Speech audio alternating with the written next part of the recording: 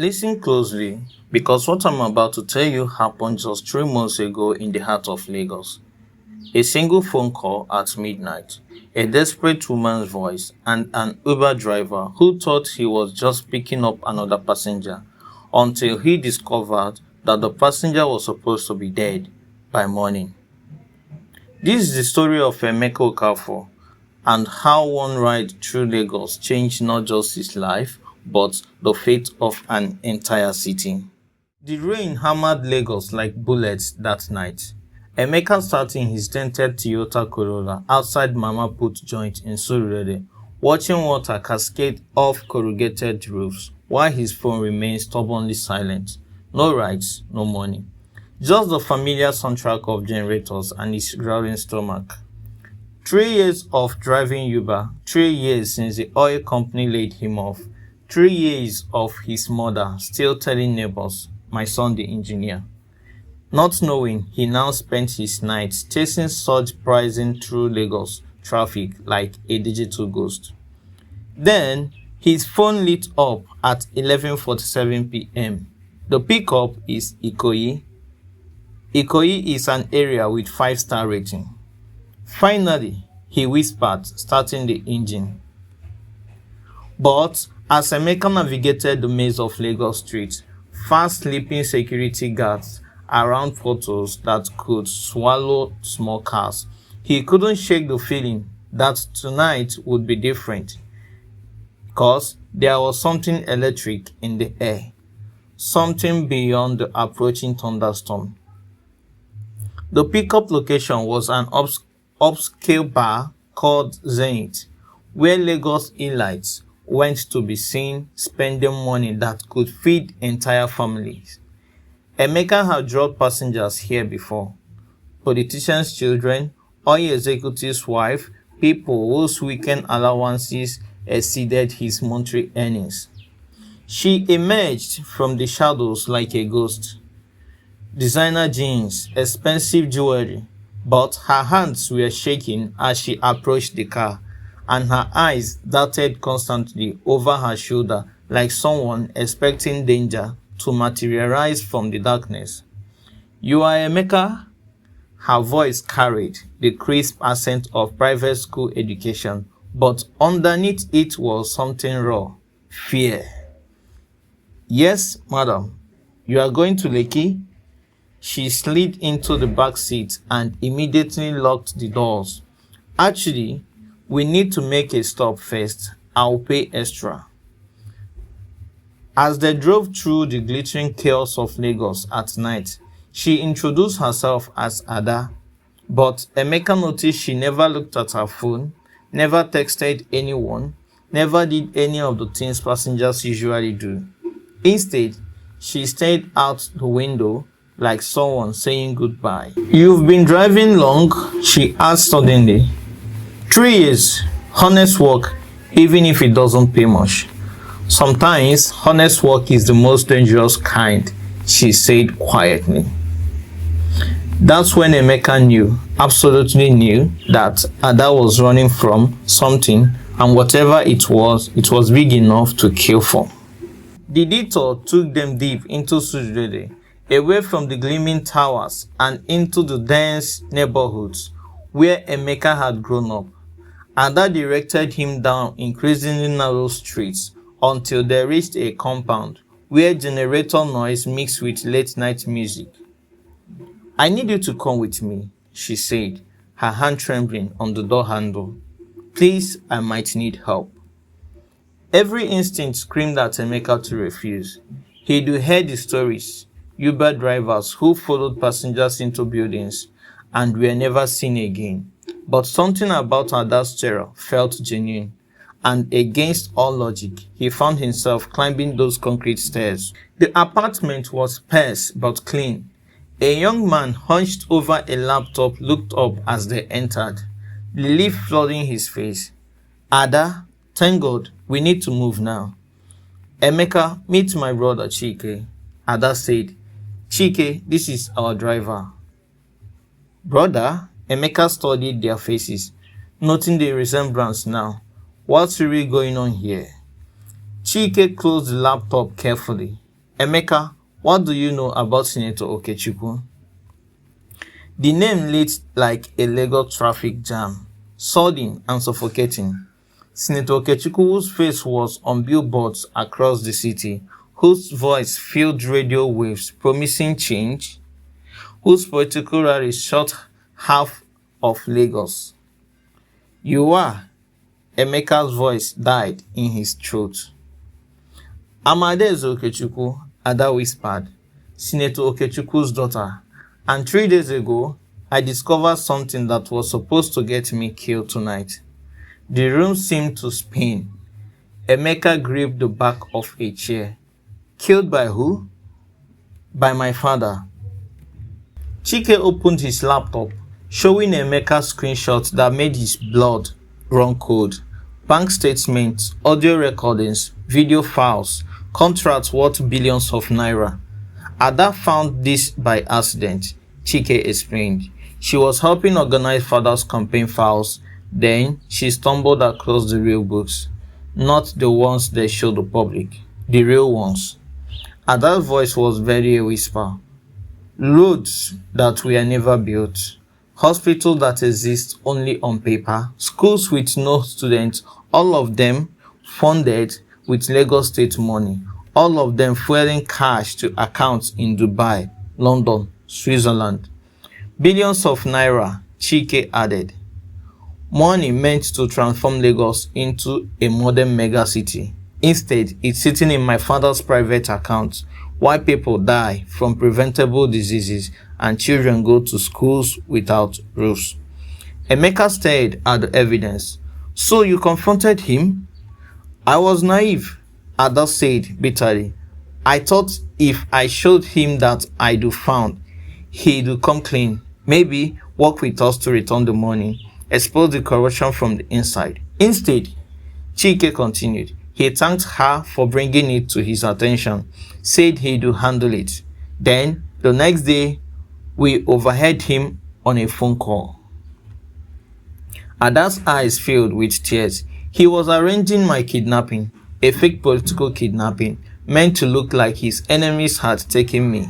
In the chaos, I was supposed to disappear permanently, and Chike was supposed to die in a car accident. The room fell silent, except for the distant sound of Lagos traffic, and the hum of generators. Emeka felt like he was drowning in the implications. That's why you called an Uber, he said slowly. The kidnapping was supposed to happen tonight, Chike confirmed, from that bar where you picked her up.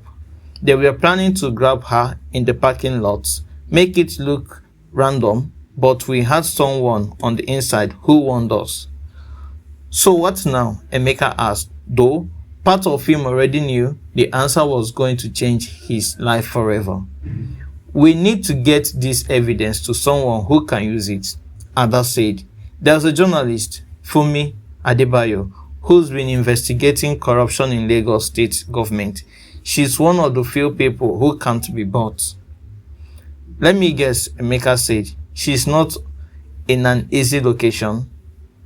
She's hiding in Alaba Market, Chike replied, deep in the electronics section, running her investigation from a rented store. It's the last place anyone would look for an investigative journalist.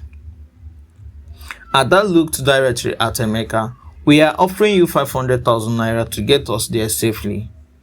500,000 naira, more money than Emeka had seen in years, but also more money than anyone would pay for a simple ride across Lagos, which meant the job was worth that much because it might cost him his life. And if we are caught, he asked, then we all disappear, Chike said simply.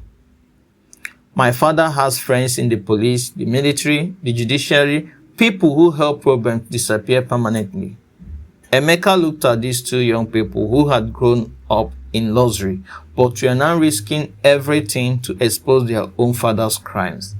Then he thought about 3 years of driving through a city that should have been Africa's crown jewel, but instead struggled with basic infrastructure while billions disappeared into private accounts.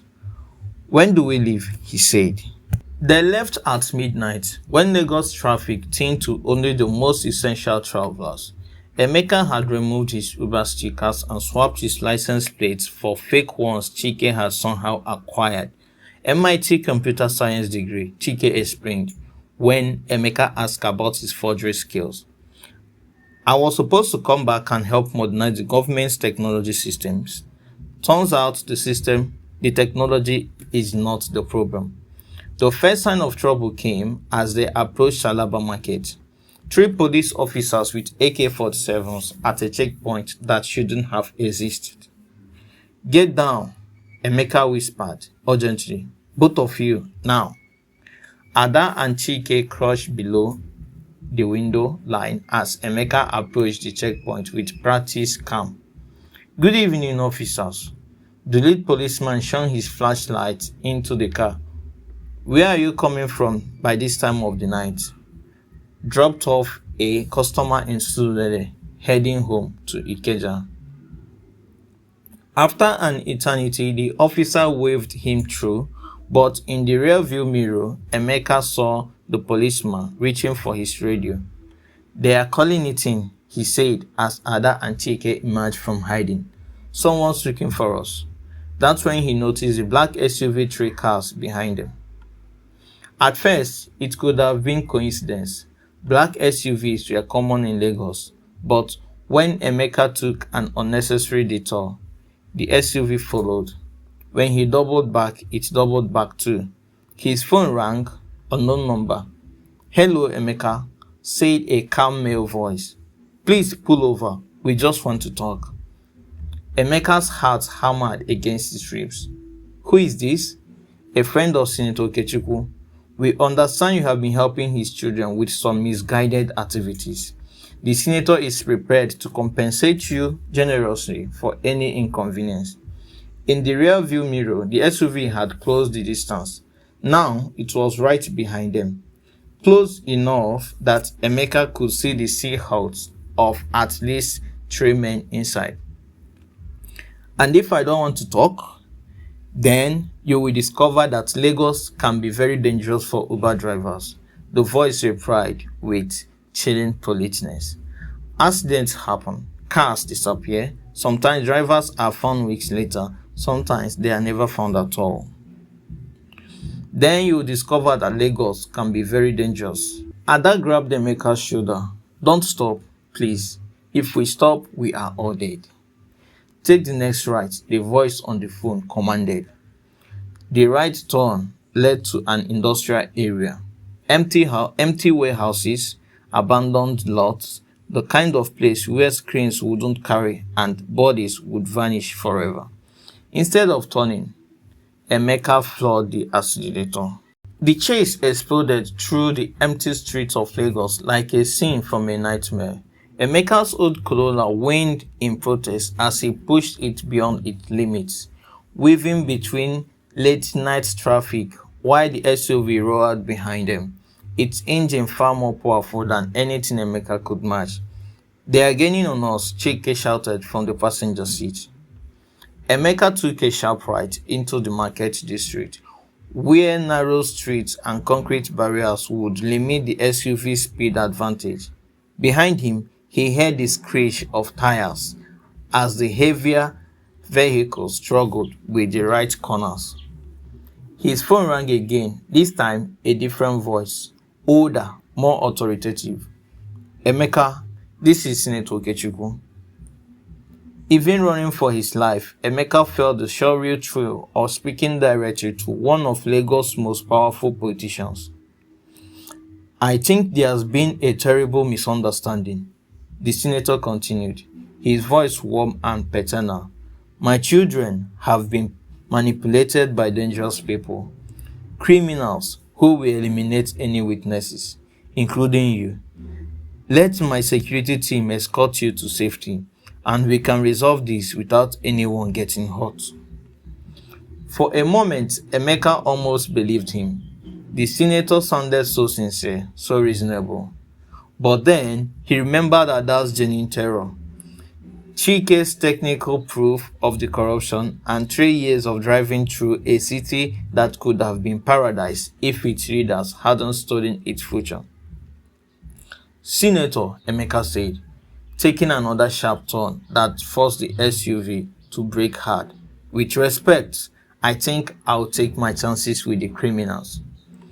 He hung and threw the phone to Ada. Delete everything. If they catch us, you never saw any evidence. But they were running out of roads. The market maze had only so many escape routes, and the SUV was systematically cutting them off, heading them toward a dead end where this chase would finish in blood. That's when Emeka saw it, a gap between two stalls, very wide enough for a car, leading to a different section of the market. The SUV would never fit. Hold on, he shouted and drove straight into the gap. Metal scraped against metal as the Corolla squeezed through, leaving paint on both sides. Behind them, the SUV skipped to a halt, too wide to follow, but their acceleration was short-lived as they emerged on the other side. Emeka saw more vehicles converging on their location, not just one SUV, an entire convoy. Jesus, Ada whispered, how many people does my father have working for him?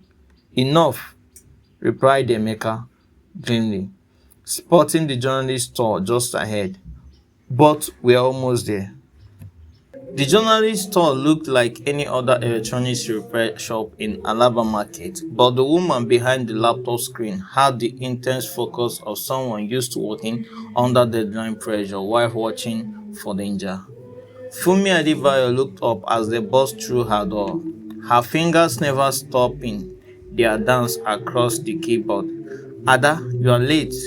I was beginning to think. They found us, Ada gasped. They are right behind us. Funmi's expression sharpened. How many? Multiple vehicles, armed men, police support. Without missing a beat, Funmi grabbed 3 encrypted drives from her desk. I've been copying the files you sent ahead. These drives contain everything. Bank records, audio recordings, video evidence, transaction histories. Enough to expose not just your father but the entire network. She pressed the drives into Emeka's hands. 2 of these need to reach newspapers' offices tonight. Guardian in Victoria Island, Premium Times in Ikeja. The third stays with me. What about us? Chike asked. There's a safe house in Bagada, but first, these drives have to be delivered. If they reach the newspapers, this story breaks simultaneously in 3 countries by morning. Too big to suppress, too widespread to contain. Outside, they could hear vehicle engine getting closer, multiple cars coordinating their approach. Go, Funmi said, shoving them toward a back exit that led deeper into the market maze. I'll delay them as long as possible. As they reached the exit, Emeka heard Funmi calling out in a loud voice, Officers, thank goodness you are here. I've been robbed. Brilliant. She was creating a distraction, making their pursuers think they had already missed their quarry. But as they emerged into the market's back alleys, Emeka realized their escape route was blocked. More vehicles had surrounded the entire market complex. They were trapped. This way, Ada whispered, leading them through a maze of storage containers and vendor stores. But with each turn, they found more vehicles, more armed men, more escape routes cut off. Finally, they found themselves in a dead-end alley behind the market's main building. Concrete walls on 3 sides, armed men blocking the only exit. It's over, Chike said quietly. But Emeka was studying their surroundings. 3 years of navigating Lagos had taught him that there was always another route, if you were creative enough to find it. The drain, he suddenly said. Ada followed his gaze to a large storm drain that ran under the market complex. It was just wide enough for a person to crowd through. and it led to the main drainage system that connected to the Lagos Lagoon. Are you insane? She whispered. It's either that or face your father's men. They had no choice. One by one, they lowered themselves into the drain. The water was filthy, the smell overwhelming, but it was their only escape route. As they crawled through the narrow tunnel, Emeka clutched the encrypted drives tightly. Everything depended on getting these to the newspapers. If they failed, not only would Ada and Chike disappear, but billions in stolen public funds would never be recovered. The tunnel seemed to stretch forever. Their knees crashed against concrete, their clothes soaked through with drainage water, but finally they saw light ahead, a opening that led to a different part of the city. They emerged near the Lagos Lagoon, moody and exhausted but free. In the distance, they could see the lights of Victoria Island, where the first newspaper office awaited. We did it, Ada gasped. But as they stood up, wiping mud from their faces, Emeka heard something that made his blood freeze. Slow clapping. They turned to see Senator Okechukwu himself standing behind them, flanked by a dozen armed men. His expensive suit was immaculate, his smile perfectly political. Very impressive, he said, though I must say, crawling through sewers seems beneath my children's upbringing. How did you? Chike started. Find you? My dear boy, I've been tracking your phone since this adventure began. Did you really think I wouldn't monitor my own children's movement? Ada stepped forward, defiant despite her fear. It doesn't matter. The evidence is already out there. Evidence? The senator's smile widened. You mean this? One of his men held up 3 encrypted drives, identical to the ones Emeka was carrying. Fumi Adebayo has been working for me for 6 months. The senator continued. Every piece of evidence you thought you were gathering, every contact you thought was safe, every plan you made, I knew about it all. The betrayal hit like a physical blow.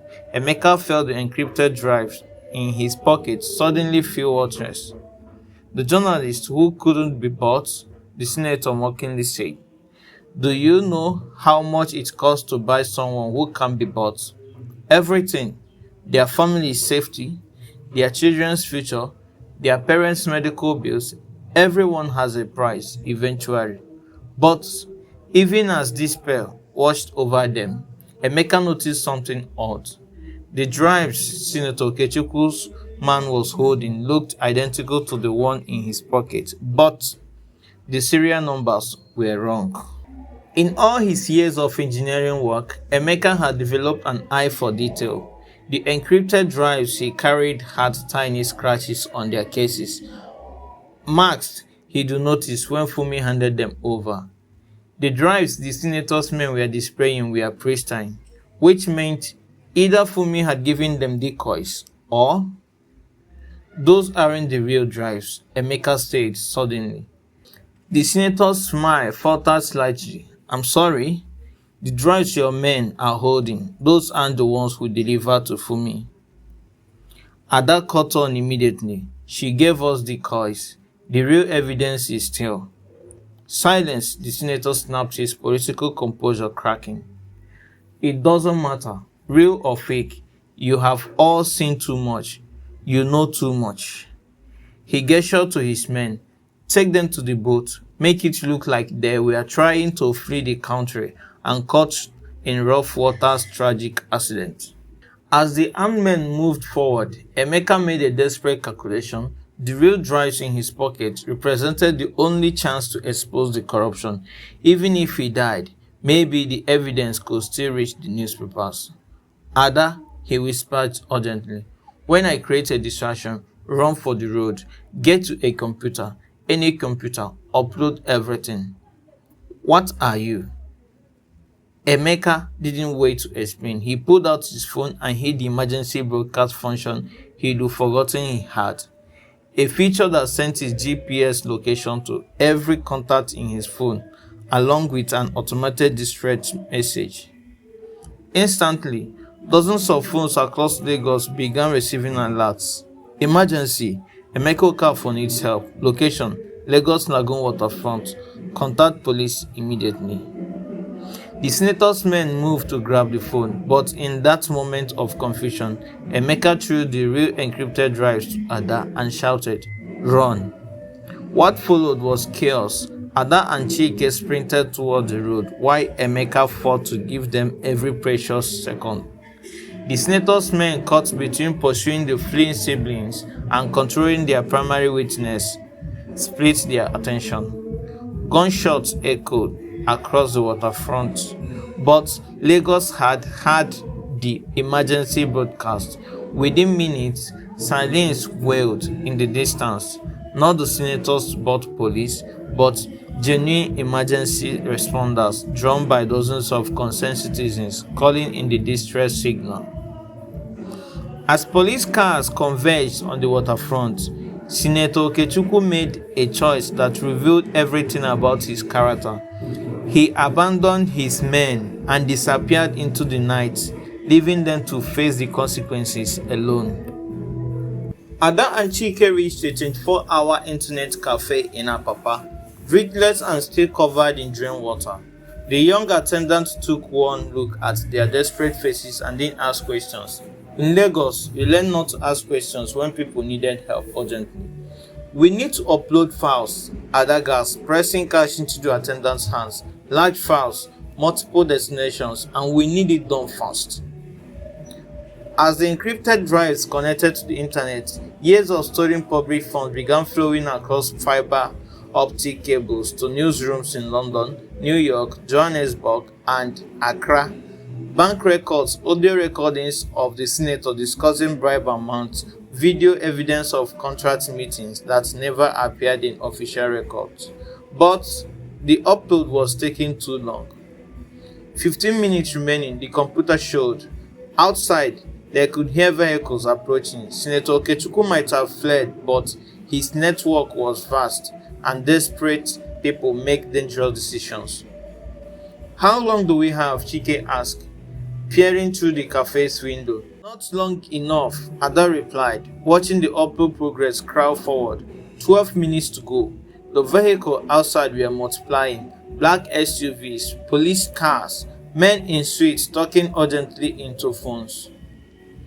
"They are surrounding us," the internet cafe attendant whispered, fear creeping into his voice. That's when Ada made a decision that would define the rest of her life. She turned to her brother and said, "Chike, when that upload finishes, you run. Get to the airport, get to Ghana, get to safety." "What about you?" "Someone needs to buy time. Someone needs to make sure this story gets told properly." She looked at the news website, already loading with breaking news alerts. "Besides, I'm not running anymore. I'm tired of running." As the upload counter ticked down, 8 minutes, 7 minutes, 6 minutes, Ada began typing a live blog post that would electrify social media across Africa. "My name is Ades Okechukwu. I am the daughter of Senator Okechukwu, and I am about to expose the biggest theft of public funds in Nigerian history. If something happens to me tonight, if I disappear or have an accident, remember that corruption is not our culture. Transparency is possible. Africa deserves better." The upload completed at exactly 3:47 a.m. Lagos time.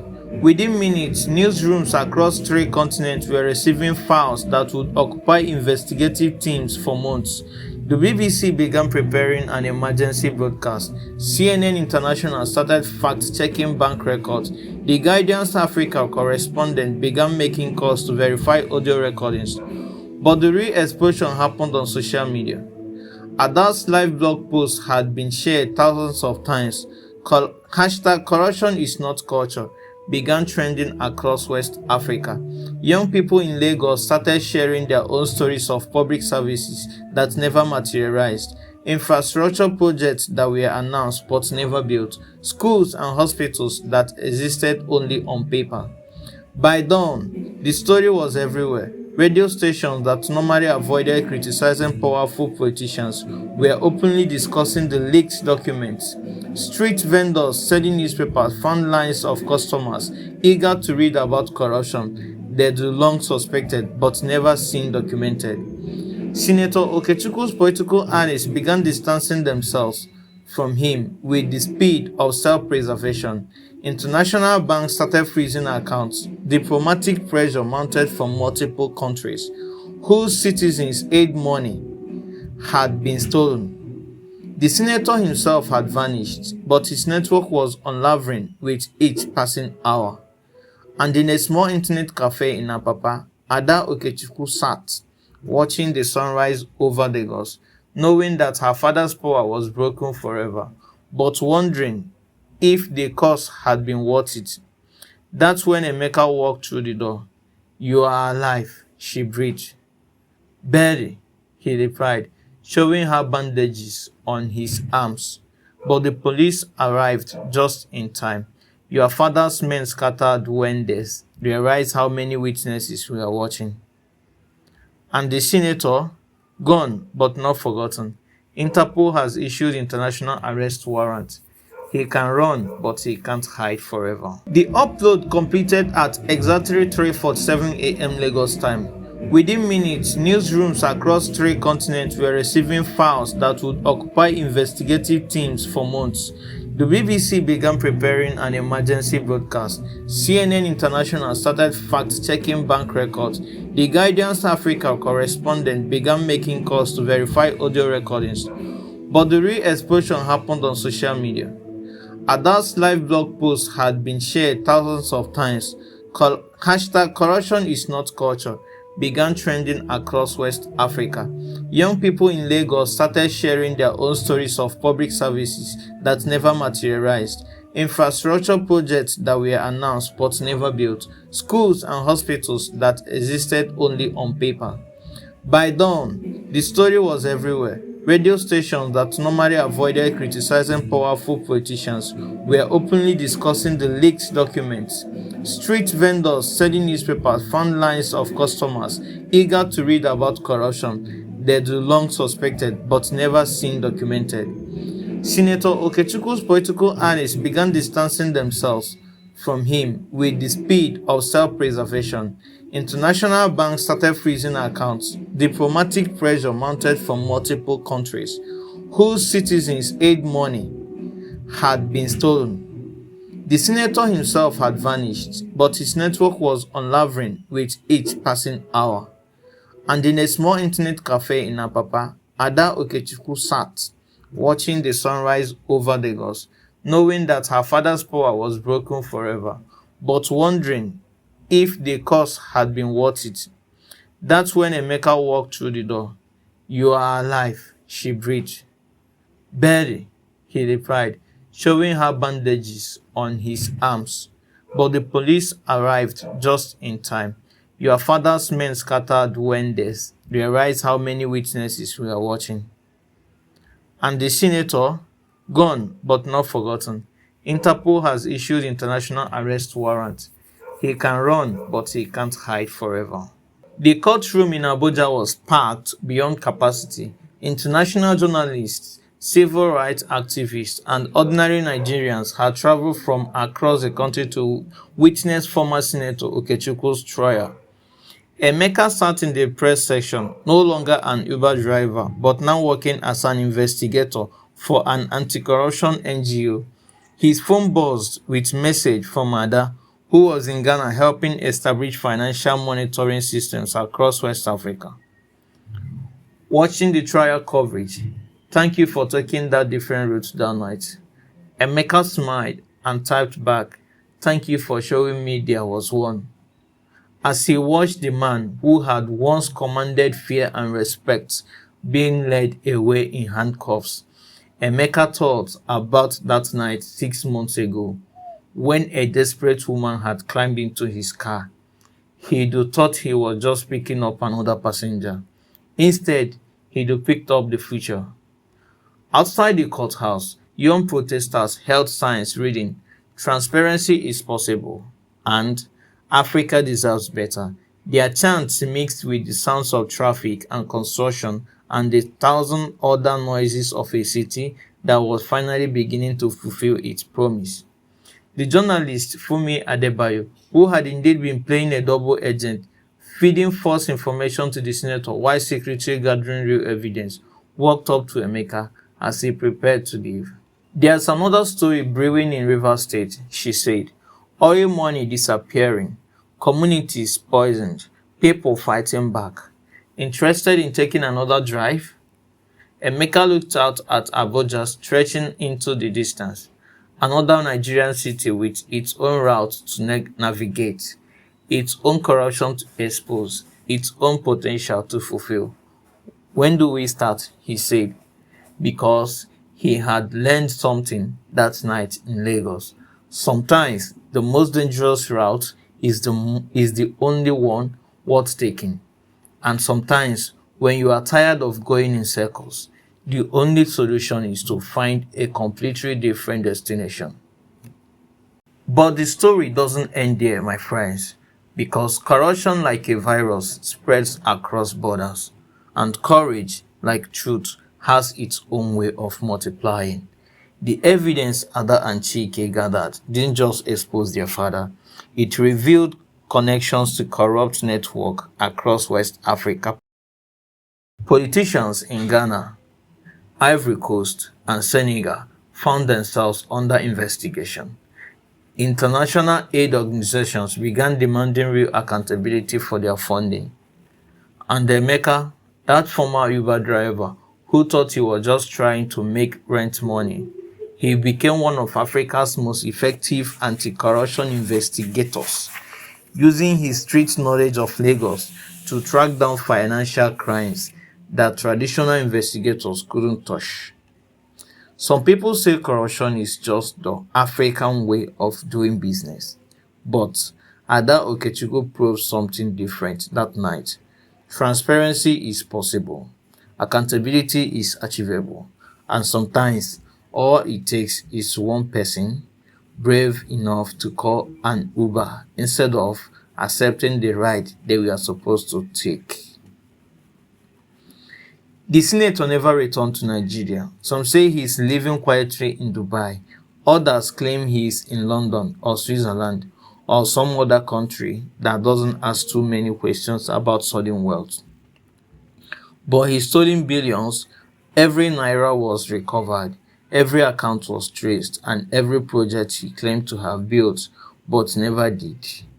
The roads, the schools, the hospitals, they are finally being built with the returned money.